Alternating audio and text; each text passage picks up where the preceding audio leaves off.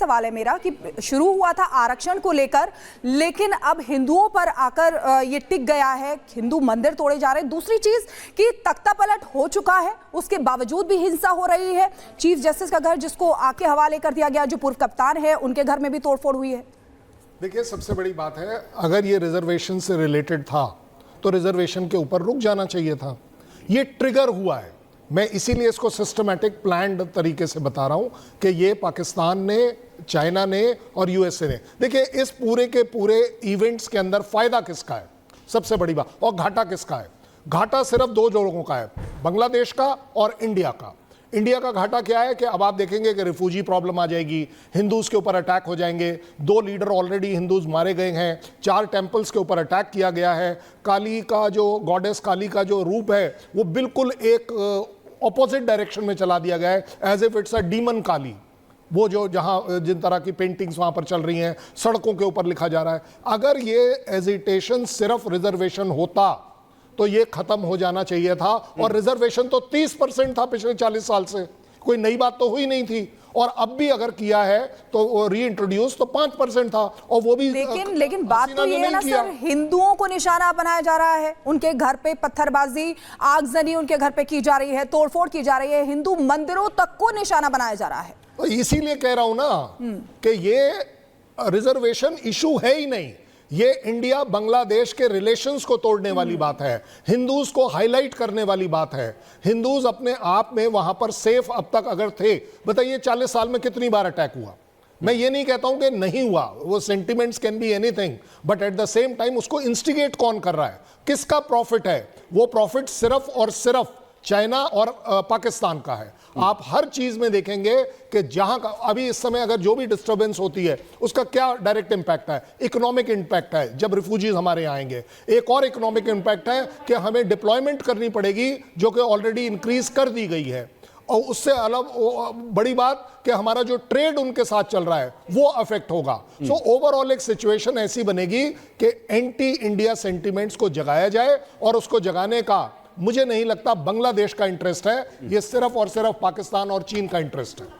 जी Dutta sir, अब आपसे भी समझना चाहें, सॉरी एसपी सिन्हा सर, सवाल ये है कि ये जो सिनेरियो बन रहा है बांग्लादेश के अंदर, और जिसका जिक्र जो है कर्नल शैलेंद्र सर ने भी किया कि आरक्षण से शुरू हुआ था, लेकिन इसका मोटिव वो नहीं है, उसे आगे जो है रिप्रेजेंट किया गया है, मंदिरों को निशाना बनाया जा रहा है, हिंदुओं को निशाना बनाया जा रहा है, और जो इसका सीधा इंपैक्ट जो है इसका, क्योंकि पता है उन्हें कि भारत और बांग्लादेश के रिलेशन पर पड़ेगा, उसके हिसाब से इस पूरी साजिश को क्या किया गया है? सिन्हा सर देखिए, एम कुछ और है, टारगेट दिखाया जा रहा है कुछ और है।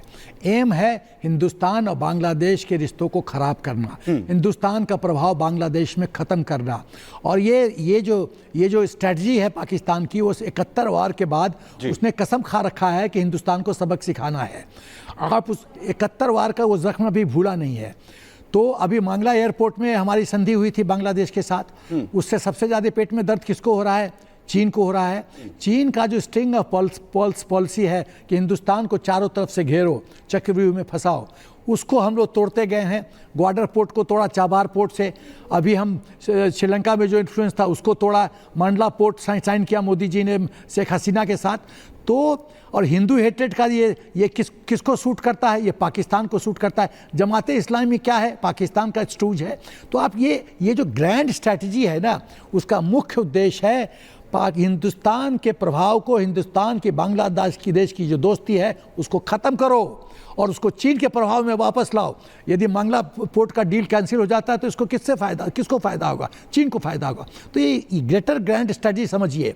ये जो स्टूडेंट जो रिवोल्यूशन, सो कॉल्ड रिवोल्यूशन है, ये तो एक बहाना है, ये तो बहाना ढूंढा जा रहा था ट्रिगर करने के लिए। दूसरी बात जो मैं कहना चाहता हूँ, ये जो दिखाया जा रहा है कि इतने लोग रोड पे आ गए, ये क्या पूरे पॉपुलेशन के कितना परसेंटेज लोग हैं?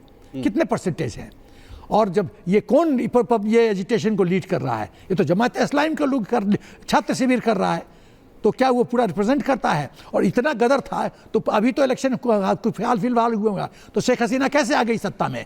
तो इसका मतलब पूरा इलेक्शन रिग्ड हुआ है, पूरा डेमोक्रेटिक प्रोसेस बकवास है। देखिए, आपको जो दिखता है उसके पीछे, जो पर्दा के पीछे जो खेल है वो समझने की जरूरत है। और खेल है हिंदुस्तान को कमज़ोर करो, हमारे बढ़ते हुए रिश्ते श्रीलंका में, बांग्लादेश में, ये इसका पेट के दर्द का सबब है चाइना और पाकिस्तान के लिए। और वही नहीं, पाकिस्तान को ये भी लगता है कि बांग्लादेश हमसे जन्म लिया है और आज आर्थिक स्थिति उसकी क्या है। तो आर्थिक यानी कि कहीं ना कहीं खींच समझ में आ रही है सबके बीच। बहुत बहुत शुक्रिया, आप सभी हमारे साथ बने रहिए क्योंकि चर्चा लगातार जारी रहेगी और ये समझने की कोशिश करेंगे कि आखिर सुलगते बांग्लादेश के पीछे कौन सी साजिश है और किसका हाथ है। यहाँ पर रुक रहे एक छोटे से ब्रेक के लिए, ब्रेक के बाद जल्द लौटते हैं। होने की खबर भी है, देखिए किस तरीके से बांग्लादेश के हालात जो है बेहद खराब हो चुके हैं। वहां पर तख्ता पलट हुआ है, शेख हसीना ने इस्तीफा दिया और उसके बाद अलग अलग जगहों से इसी तरीके की तस्वीरें सामने आ रही है। शेरपुर जेल पर भी दंगाइयों ने हमला किया। तो बांग्लादेश में हालात पूरी तरह से भयावह हैं। शेख हसीना इस वक्त बांग्लादेश छोड़ चुकी है और वहां पर जो उपद्रवी हैं क्या हालात कर चुके हैं। देखिए, शेख मुजीबुर रहमान की जो प्रतिमा है उसे भी गिरा दिया गया है। लगातार उपद्रवियों की तरफ से अलग अलग जगहों पर उपद्रव मचाया गया। भीड़ ने प्रतिमा को ध्वस्त कर दिया है। जहां पर शेख मुजीबुर रहमान, जो कि जनक भी कहे जाते हैं बांग्लादेश के, और तस्वीरें देखिए जहां ढाका में मुजीब की प्रतिमा को आखिर कैसे रस्सियों से बांधकर खींचा जाता है और उसे ध्वस्त कर दिया जाता है। पूरे देश भर में, बांग्लादेश में हर जगह पर तकरीबन ऐसे ही हालात हैं। लगातार भीड़ की तरफ से हंगामा किया गया और उसके बाद कैसे उपद्रवी शेख हसीना के घर में घुस जाते हैं, वहां पर हमला होता है। वहां पर की तस्वीरें सामने आती हैं, प्रतिमा को मुजीब की गिरा दिया जाता है और वहीं शेख हसीना को इस्तीफा देकर बांग्लादेश छोड़ना पड़ता है। और इसे लेकर कई कयास लगाए जा रहे हैं, लेकिन साजिश क्या इसके पीछे आईएसआई ने रची, यह भी सवाल है। तो बांग्लादेश के हालात आप कहना है सजीव वाजिद जॉय का, जो कि शेख हसीना के बेटे। उन्होंने ये बड़ा दावा करते हुए कहा है कि उनकी मां यानी कि शेख हसीना, बांग्लादेश की पूर्व प्रधानमंत्री, अब राजनीति में नहीं लौटने वाली है। आपको बताते चले कि 5 बार की प्रधानमंत्री रही और अब तक उन्होंने बैलेंस यहां पर राजनीति की है, लेकिन रिश्तों में जिस तरीके से उन्होंने समझौता किया है और अब यहां पर देखा जा रहा है कि विद्रोह के चलते, भारी विरोध के चलते उन्हें प्रधानमंत्री पद से इस्तीफा देना पड़ा। जो शेख हसीना दोपहर 2 बजे तक, कल दोपहर 2 बजे तक प्रधानमंत्री थी बांग्लादेश की, अब वो पूर्व प्रधानमंत्री बन चुकी हैं।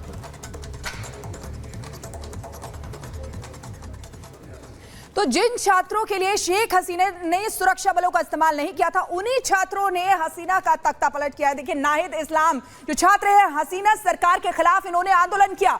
वहीं अबू बकर मजूमदार ये भी छात्र हैं, इन्होंने स्टूडेंट्स अगेंस्ट डिस्क्रिमिनेशन शुरू किया।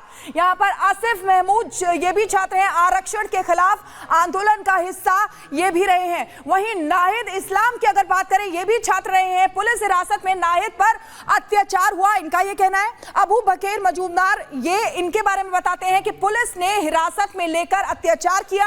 आसिफ महमूद ये भी छात्र रहे हैं, इंजेक्शन देकर कई दिनों तक बेहोश इनको रखा था। वहीं नाहिद इस्लाम की एक बार फिर से बात कर लेते हैं। देखिए, छात्रों से संसद कूच करने का आह्वान इन्होंने किया। अबू बकर मजूमदार की बात करें तो जबरन आंदोलन खत्म करने का बयान इन्होंने दिलवाया। और वहीं आसिफ महमूद छात्र की बात करें तो संभावित सैन्य शासन के विरोध करने का ऐलान भी इनकी तरफ से किया गया। तो बांग्लादेश की प्रधानमंत्री